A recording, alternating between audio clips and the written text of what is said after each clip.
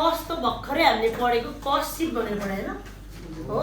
त्यो कस्ट सिटमा के निकालेको लास्टमा हामीले प्रफिट निकालेको यहाँनिर टोटल कस्ट थियो अथवा कस्ट अफ सेल्स थियो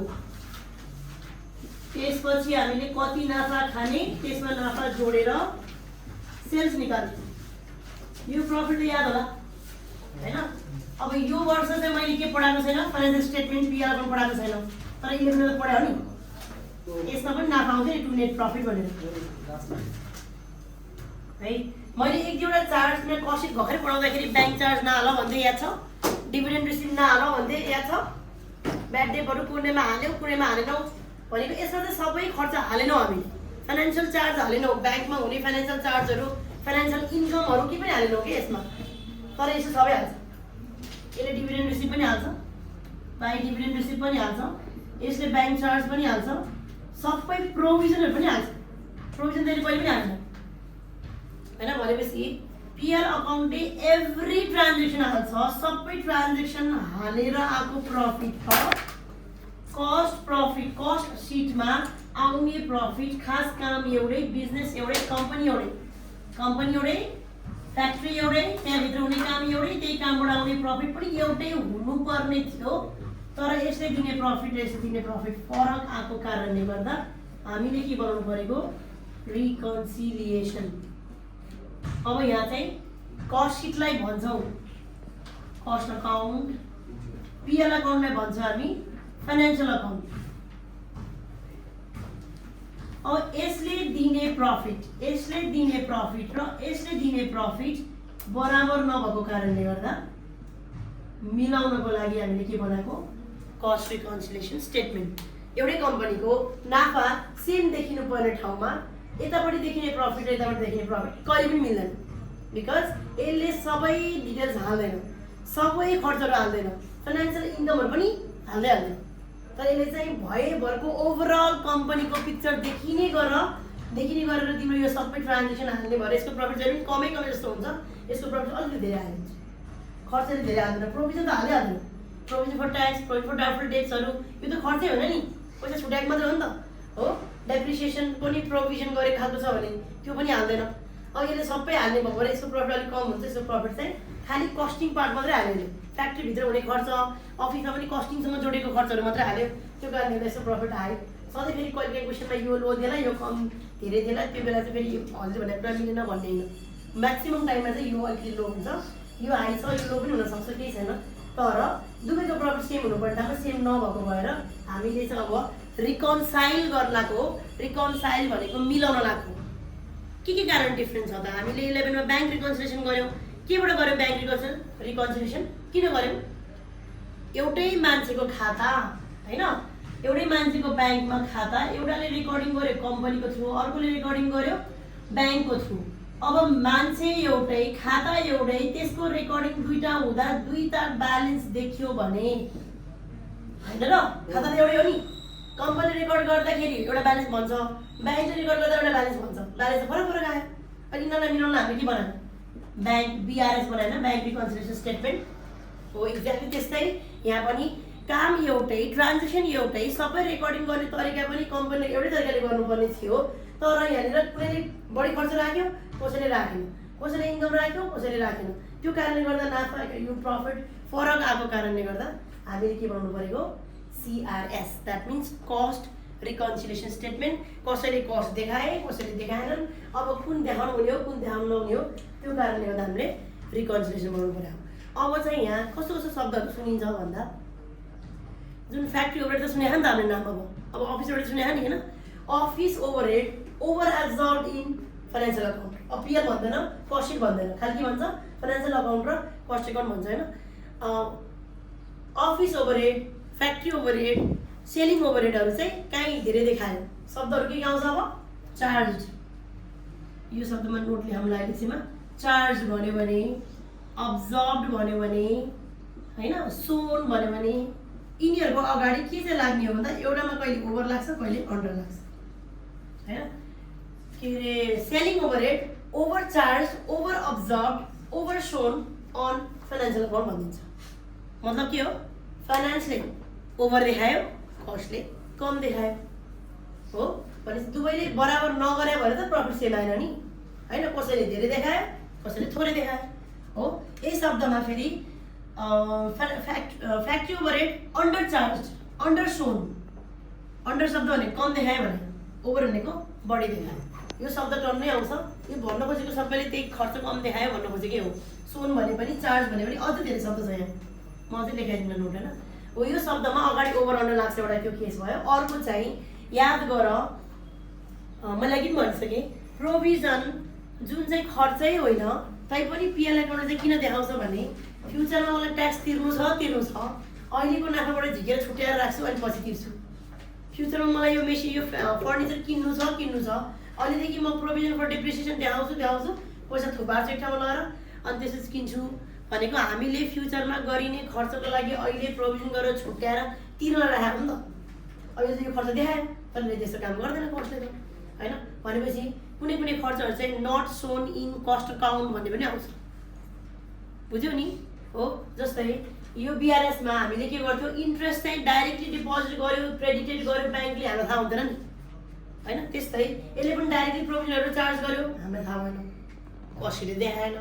यसले इन्कमहरू कति धेरै देखाउँछ कमिसन रिसिभ डिभिडेन्ड रिसिभ मतलबै छैन त्यस्तो कुरा अहिले इन्कम नेचुरल प्रफिट आयो भएन हो त्यही भएर जस्तै डाइरेक्टली यो dividend receive and commission receive directly recorded only at financial account यो शब्द आउँछ यस्ता कारणले फरक भएकोले हामीले के गर्ने भन्दा फर्मेट चाहिँ त्यही पहिला जस्तै बनाउने हो सिआरएस पनि बिआरएस जस्तै फर्मेट हैन यहाँनिर चाहिँ नेट प्रफिट कसको दिएको छ त्यो हेर्ने पहिला हामी के भन्थ्यौँ बिआरएसमा balance as per passbook balance as per cash book भन्थ्यौँ हैन अब यहाँ चाहिँ के भन्ने net profit as per cost account दिन्छ कि फाइनेन्सियल अकाउन्ट दिन्छ त्यो अकाउन्टमा लेखिदिनु पऱ्यो हैन सुरुको फर्मेट अनि बाँकी त्यही एड र लेस फर्मेट चाहिँ यही नै अब कुन कुरालाई एड गर्ने कुन कुरालाई लेस गर्ने बुकले फर्मेट चाहिँ तन्नै दिएको छ हजुर यसरी तर मेरो हिसाबमा चाहिँ म कन्ट्रोल गर्नुहुन्छ लाउँदिनँ अनि लास्ट टाइम हामीले बिआरएसमा एउटाले प्लस गर्यो एउटाले गरेन त्यस्तो गर्ने भन्ने हिसाबले मैले सिकाएको थिएँ हो अब यहाँ पनि त्यस्तै लजिकले सिकेँ नि सिकाउँला त बुझेर सिकेँ नि सिकाउँला त्यो लास्ट टाइम जस्तो लजिक ठिक थियो कि थिएन हो त्यो थियो भने त्यही हिसाबमा गर्दाखेरि चाहिँ अब यसरी नै सोच्नु पर्यो फर्स्टमा सोच्दा के सोच्नु पर्यो भने नेट प्रफिट कसको दियो हेर है नेट प्रफिट एज पर कस्टको दियो कि फाइनेन्सको दियो त्यो पहिला बुझ्ने अब म मेरो तरिकाको भन्दैछु है नोट कसरी चाहिँ त्यहाँ एडलेस पत्ता लगाउने भनेर यो जुन दिएकोले फर्मेट छ त्यो फर्मेट कन्ट्रोल गरेर बस्न सक्दैन हामी 4 थरीको फर्मेट हुन्छ हैन कहिले net profit as per cost देला कहिले net profit as per finance देला कहिले net loss as per cost देला कहिले net loss as per finance देला 4 थरीको फर्मेट चाहिँ म कन्ट्रोल सक्दिनँ नि खाली एउटा कन्सेप्ट के बुझाउ भने नेट प्रफिट कसको दियो नेट प्रफिट त्यसको तिमी अकाउन्टेन्ट भनेर बुझ हैन नेट प्रफिट कस्टको दियो तिमी कस्टको अकाउन्टेन्ट हैन अनि फाइनेन्सको दियो फाइनेन्सको अकाउन्टेन्ट अहिले मानौँ मैले कस्टको दिएँ फाइनेन्स देखाएँ भने कसलाई चाहिँ के मान्ने कस्टलाई चाहिँ तिमी अब के मान्ने अकाउन्टेन्ट मानेर यसलाई ए गर अर्कोलाई चाहिँ डबल टिक गर कुरा बुझ्यौ अनि मानौ यहाँ चाहिँ factory overhead overcharge in cost by ₹5,000 5,000ले ओभरचार्ज गर्यो भनेर भन्यो कस्टमा 5,000ले बढी देखायो अब मैले यसलाई एज्युम गर्दा के भन्थे 5,000 भन्दा अलिक बढी 6,000 हैन 10,000 जस्तो गरौँ 10,000 गरौँ हैन यसको तिमी अकाउन्टेन्ट यसलाई चाहिँ तिमीले प्लस माइनस गर्न पाउँछौ त्यसलाई चाहिँ हेर्ने मात्र यो कुरा त हामी पहिल्यै बुझाएको थियौँ हैन यो 10,000 भयो कसले बढी देखायो कस्टले 5,000ले बढी देखायो भनेपछि मैले यहाँ 7,000 देखाइदिएँ यहाँ चाहिँ मैले 2,000 देखाइदिएँ मतलब 5,000 बढी भयो होइन कस्टमा बढी भयो 5,000 यसमा केही प्रब्लम छैन यो मैले के एज्युम गरेको नेट प्रफिट पहिला मेरो बराबर थियो यो इम्प्रुभ हुने बित्तिकै यो 5,000 को इम्प्रुभ हुने बित्तिकै मेरो प्रफिट बराबर भएन अब मैले के गर्नु गरी गल्छाइ भन्दा त्यही भएर पहिला बराबर प्रफिट एज्युम गरौँ है फर्स्ट स्टेप के अरे क्वेसन पढ्ने नेट प्रफिट एज पर के को देश त्यो हेर्ने कस्टको दे कस्टलाई अकाउन्टेन्ट मान्ने अनि फाइनान्सलाई चेक गर्ने फाइनान्स एकाउन्टेन्ट मान्ने यसलाई चेक गर्ने है यो माथिको लेखेको कुरा त बुझेछ होला हैन त्यसपछि क्वेशन पढ्ने क्वेशनमा दिएको अमाउन्ट भन्दा थोरै माथि प्रफिट बराबर एज्युम गर्ने 5000 दिएको छ मैले के गरे 10000 10,000 हो 10,000 प्रफिट एज्युम गरेपछि अबको क्वेशनलाई राम्रोसँग पढेर त्यसलाई एप्लाई गर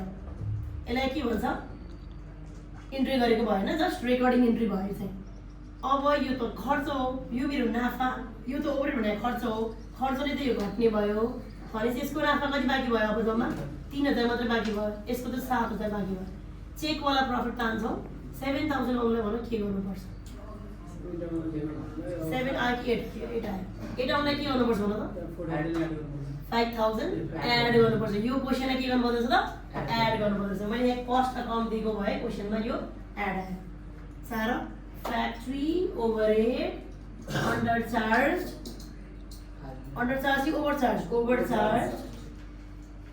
overcharged in cost account केमा आयो एड भयो ठ्याक्कै पहिला बिआरएस मैसँग पढाएर मलाई के सजिलो भयो भने फर्मुला त हाम्रो अलरेडी थाहा छ रफ गर्ने तरिका त हैन पहिला क्वेशन पढ्ने नेट प्रफिट के को दियो त्यसको जेको प्रफिट दिन्छ त्यसलाई अकाउन्टेन्ट मान्ने अर्कोलाई चेक मान्ने अनि नाफा तिमीले पहिला बराबर एज्युम गर यो भन्दा अलि थोरै माथि अनि त्यसपछि यो डिफरेन्सले भनेको क्वेशनलाई मिलाऊ कहाँ ओभर भनेको छ त्यही बढी देखाएन कतिले ओभर भनेको छ त्यतिले बढी देखाऊ हैन 5000 ले बढी देखाऊ भनेको छ त्यो भएको भएर 7000 यहाँ 7000 राख्यो नि यहाँ 2000 यहाँ 8000 राख्यो यहाँ 3000 यहाँ 10000 राख्यो यहाँ 5000 डिफरेन्स कति हुनु पर्यो 5 अनि ओभर कहाँ हुनु पर्यो कस्टमा क्वेशनले पहिला भनेको कुरा पढ अब यहाँनिर यो त तिम्रो एन्ट्री गरेको भयो यो चाहिँ के गरेको रिकन्साइल गरेको भयो यहाँ रिकन्साइल गर्दा प्लस आयो कि माइनस जे आयो त्यही कुरालाई उता राख्ने हो बुझ्यो मानौ डिभिडेन्ड रिसिभ्ड यति मात्रै भन्यो डिभिडेन्ड रिसिभ मात्रै भन्यो अब मलाई भन्यो यसले कस्ट पनि भनेन फाइनान्स पनि भनेन 10000 पैसा पाएको मात्रै भन्यो अब मलाई भन डिभिडेन्ड रिसिभ कस्टले देखाउँछ कि देखाउँदैन देखाउँदैन मैले अघि नै भनिसकेँ त यहाँ मैले पिआरएल बनाइदिएको थिएँ डिभिडेन्ड रिसिभ त कहिले पनि कस्टले देखाउँदैन भनेपछि यो कहाँ मात्रै चार्ज भएको हुन्छ फाइनान्सका मात्रै फेरि कस्टलाई एकाउन्टेन्ट बन फाइनान्सलाई चेक बन त्यहाँ 10000 दिएछ 11000 राखेँ मैले अनि फाइनान्सले मात्रै इन्कम देखायो कस्टलाई थाहा नै छैन यसको भयो 21000 यसको त 11000 नै छ अब भन 21 आउनलाई के गर्नु पर्यो 10000 एड गर्नु पर्यो dividend receive recorded only at financial account भनेर यहाँ 10000 भनेपछि फर्मेट त्यही नै छ मैले अलरेडी पढाएको स्टाइलले पढ्ने उहाँहरूले अब भित्र कस्तो कस्तो वर्ड आउँछ कस्तो कस्तो क्वेसन आउँछ भनेर हेर्दाखेरि शब्दहरू सुन ल हेर्नु यहाँनिर भर्खरै मैले भने नेट प्रफिट दियो net profit as per page number 551 को इलिस्ट्रेसन नम्बर 4 मा गरेर net profit as per cost account कस्टलाई एकाउन्टेन्ट मान्ने फाइनान्सलाई चेक मान्ने तरको वर्ड पढ्यो अब ब्याङ्क इन्ट्रेस्ट रिसिभ मात्रै भन्यो कहाँ ओभर अन्डर भन्यो कस्टमा भन्यो फाइनान्समा भन्यो के नि भनेन नि ब्याङ्क इन्ट्रेस्ट कसले मात्रै रेकर्डिङ गर्छ फाइनान्सले मात्रै ब्याङ्क के अरे उसले मात्रै फाइनान्सियल अकाउन्टमा फाइनल एकाउन्टमा मात्रै हुन्छ पिआर अकाउन्ट मात्रै हुन्छ भन्ने कुरा त्यो चाहिँ बुझ्नु पऱ्यो कि क्वेसन साइलेन्स छ भने फाइनल एकाउन्टमा मात्रै हुन्छ है ओके एन्ड त्यो चाहिँ फाइनान्सले देखायो कस्टले देखाएन अब रेकर्डिङ गर्ने यसरी नै भयो हैन अनि bad date return of recorded in financial account only अरे ब्याड डेट भने खर्च कि इन्कम खर्च कसले मात्रै देखायो फाइनान्सले मात्रै देखायो यो कस्ट यो अकाउन्टेन्ट यो फाइनान्शियल यो डबल टिक गर्यो ब्याड डेट कति खर्च छ म्याम त्यहाँ 2500 मैले 4000 लिए पहिला प्रफिट अनि 2500 कसले मात्रै देखायो रे फाइनान्सले मात्रै देखायो यसले त के पनि देखाएन अब ब्याड डेट देखाउने खालको खर्चै होइन यो फ्याक्ट्री भनेको जस्ट तिम्रो सामान बनाउँदा लाग्ने खर्च मात्रै हाल्ने हो त्यही भएर यसले देखायो यसले देखाएन यसको भयो 1500 यसको 1500 को 1500 नै तान्दा कति के गर्नु पर्यो लेस हो यसरी गर्न जाने भने सजिलो भयो त्यो क्वेशन कस्तो खालको आउँछ त्यो चाहिँ मात्रै बुझ्यौ तिमीले फर्मेट त हामीलाई अलरेडी थाहा छ हो हैन okay depreciation charge 7000 in financial accounting 10000 in costing अब त मलाई उले आफैले अमाउन्ट दियो cost accounting financial check depreciation को एउटाले यति गर्यो अर्कोले यति गर्यो भने मैले 15000 लिए त्यो भन्दा माथि 10000 कले देखाए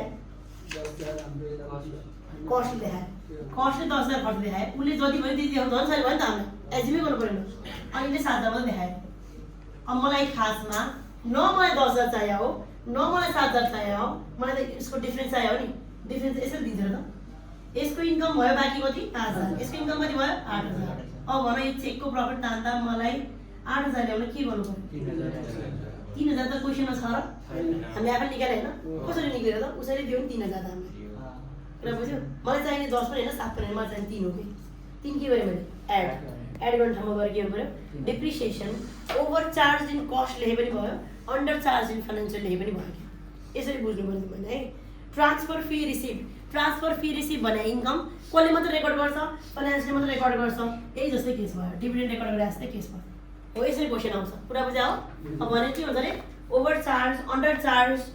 अनि only record in financial account, अनि के पनि नभनिकन dividend receive, interest receive, transfer fee receive मात्र पनि भन्दो रहेछ होइन। कसैमा अन्डर भन्दो रहेछ, कसैमा ओभर भन्दो रहेछ, कसैमा दुवै अमाउन्ट पनि दिँदो रहेछ। कस्टले यति देखायो, फाइनेन्सले यति देखायो पनि भन्दो रहेछ होइन। कुरा बुझ्या हो? हो यसरी दियो भने डिफ्रेन्स अमाउन्ट पनि उसैले नै यो फर्मेटबाट दिन्छ भने यसले गर्दा झन् सजिलो हुन्छ क्या हामीलाई। र यसरी हामीले कस्ट रिकन्सिलिएसन बनाउँछौँ। त्यही भएर पहिलाको ब्याङ्क रिकन्सिलिएसन सम्झिनु पऱ्यो है त। फर्मेट त्यही हो। अब त्यो 4-5 वटा फर्मेट चाहिँ हामी कन्ट्याक्ट गर्दैनौँ, हामी यही स्टाइलमा गर्छौँ। ल ओके, थ्याङ्क यू।